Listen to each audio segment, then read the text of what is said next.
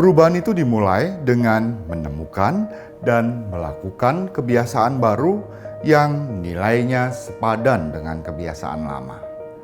Halo sahabat Hidup TV dimanapun Anda berada, kita jumpa lagi dalam program Mind Healing, sebuah program inspiratif yang akan mengajak Anda untuk semakin dapat memberdayakan diri. Bersama saya, Danang Kurniawan, Mind Therapist.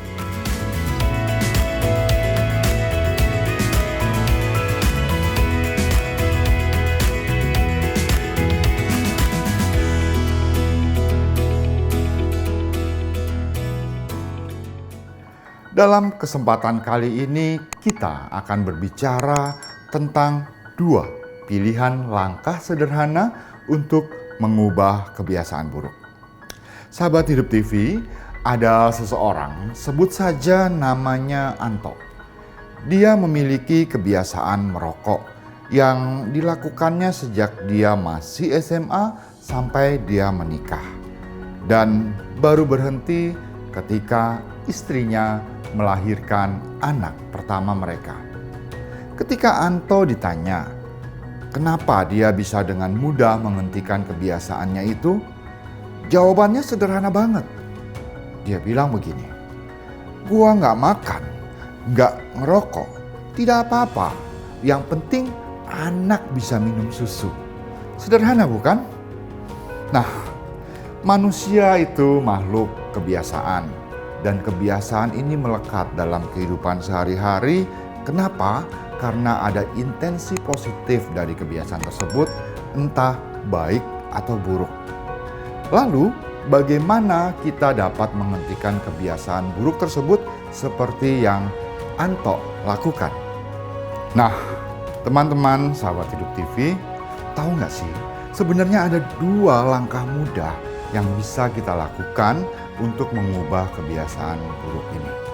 Yang pertama adalah dengan menemukan nilai yang lebih penting dan lebih berarti dari kebiasaan lama. Nah, kita tahu kan kalau orang yang merokok itu pasti tahu kalau merokok itu tidak baik. Kalau mau sehat, ya harus berhenti merokok. Tetapi itu nggak cukup kuat buat Anto.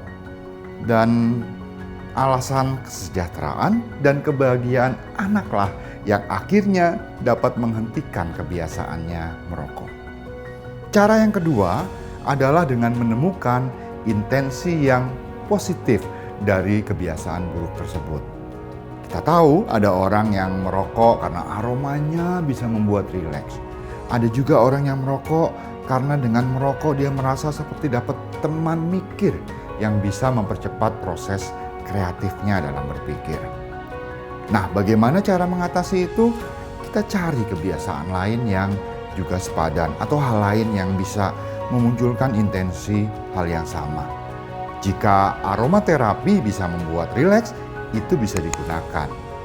Jika sedikit cemilan bisa membuat Anda menjadi teman mikir yang sepadan, maka itu juga bisa dilakukan.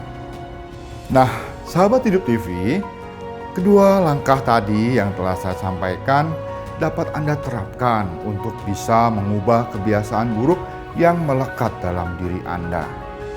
Jangan pernah lelah untuk terus-menerus melakukan upaya pembaharuan diri menjadi pribadi seperti yang tertulis di dalam kitab suci.